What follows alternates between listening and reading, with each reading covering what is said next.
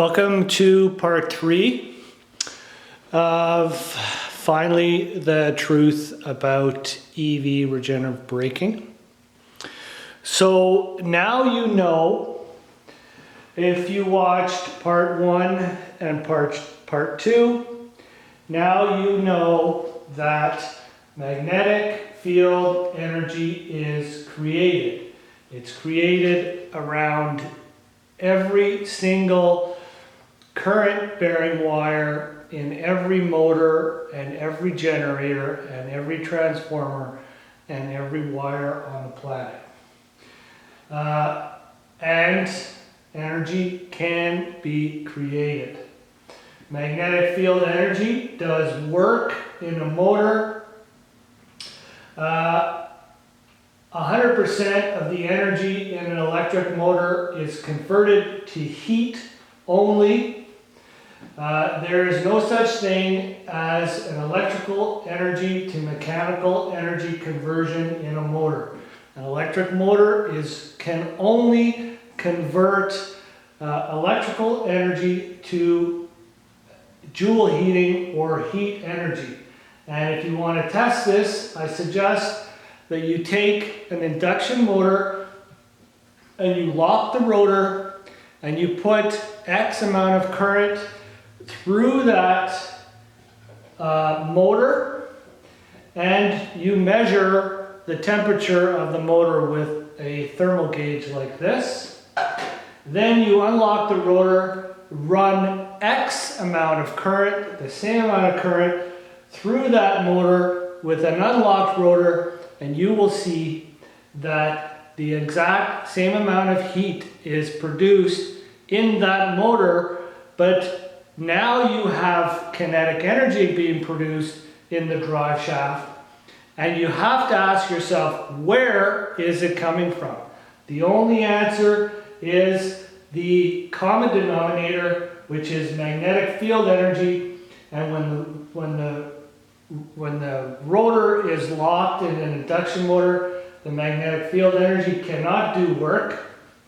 When the rotor is unlocked, the magnetic field energy can do the work in a motor. And if the current in the motor is the same in both cases, you will find out that an electric motor is basically just an induction heater, and that's all it is. Okay? So, magnetic field energy does 100% of the work changing the kinetic energy of an EV during regenerative braking. The generated current that goes to the EV's batteries has zero ability to decelerate an EV 1 iota. Okay? Anybody who's telling you that an EV regenerative braking is the conversion of mechanical kinetic energy stored in the EV to electrical energy is either lying to you or they're ignorant of the facts. And basically just about everybody is ignorant of the facts, and that's about to change. Magnetic field energy produces a counter electromagnetic torque which does negative work decelerating the EV during regenerative braking. So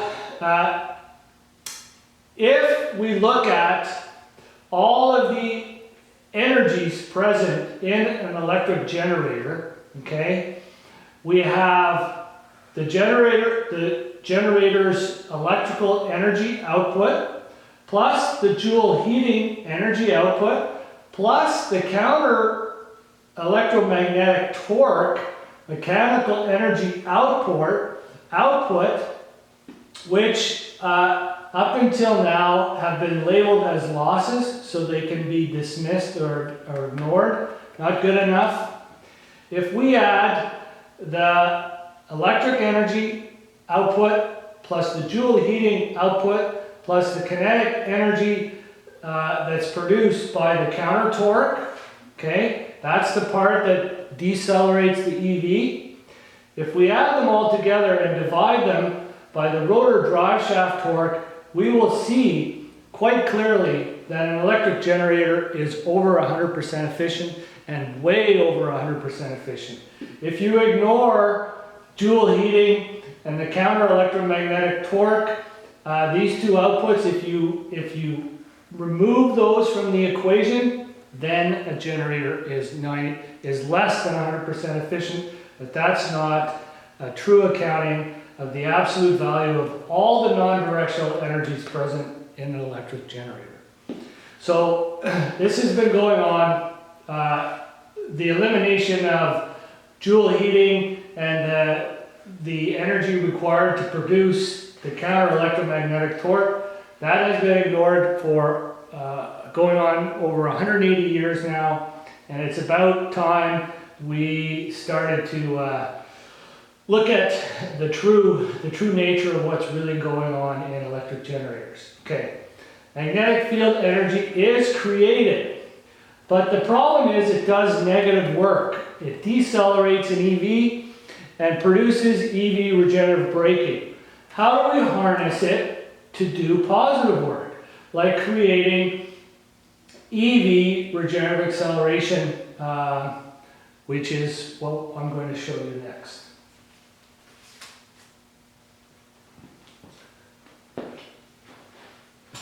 So the question is, how do we harness magnetic field energy to do positive work in an electric generator rather than negative work, which is essentially EV regenerative braking?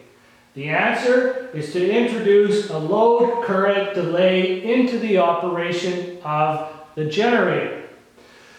The load current magnitude dictates the magnetic field magnitude and the timing of the magnetic field production. Okay? When current flows in a wire, the magnetic field is created around the wire and they occur at the same time. If you delay the load current, you delay the timing of the magnetic field. If we delay the load current, as in the Regenerative generator coil, we can reverse the EV regenerative braking paradigm. And that's what I'm going to show you basically how we do that. So how do we delay the load current in a generator? The answer is to exacerbate the self-induced capacitance of the coil. Force the inductive reactance of the coil to increase so the impedance is too high to allow the current to flow normally as it would in the same time domain.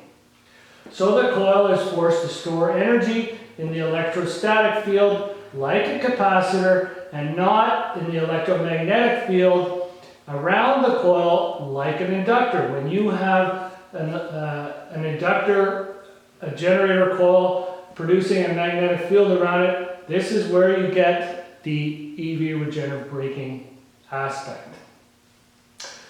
So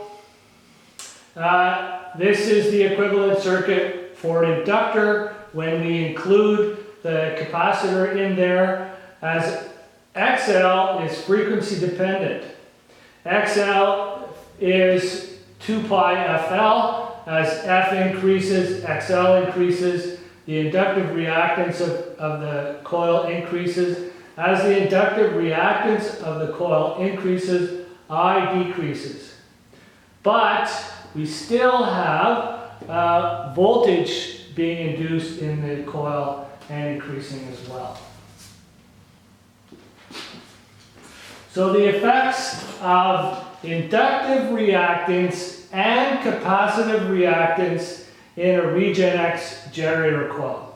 I've redrawn the Regenerative generator circuit so it looks a little more comprehensible here. So inductive reactance increases with frequency. As the frequency of operation of the Regenerative generator increases, or in any coil, the inductive reactance increases, approaches infinity, current approaches zero, and the inductive reactance of the coil approaches infinity. As the frequency increases, capacitive reactance XC decreases with frequency. XC is 1 over 2 pi FL. As F approaches infinity, I approaches affinity, XC, the inductive reactance approaches 0.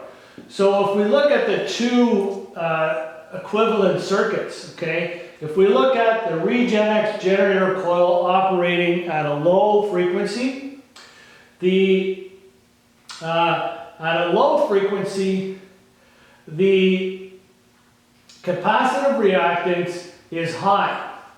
So the capacitive reactance leg is essentially an open circuit, and current flows through the coil as it normally would and produces regenerative braking. The Regenerative generator coil produces regenerative braking just like a normal coil at lower frequencies, lower operating speeds.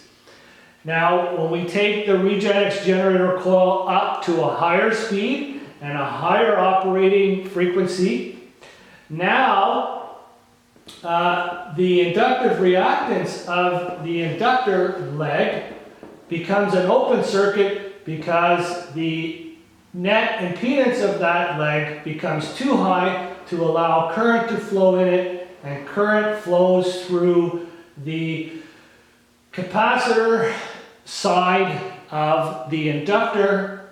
The capacitor side of the inductor does not store energy in the electromagnetic field around the coil, and it does not produce regenerative braking. This is the difference. This is the equivalent circuit of the Regenerative generator coil at low frequencies, currents flowing through the inductor. At higher frequency, it is not flowing through the inductor, it's flowing through the capacitor leg, and that's basically the essence of what's going on in a Regenerative generator coil at lower frequencies and then at higher frequencies.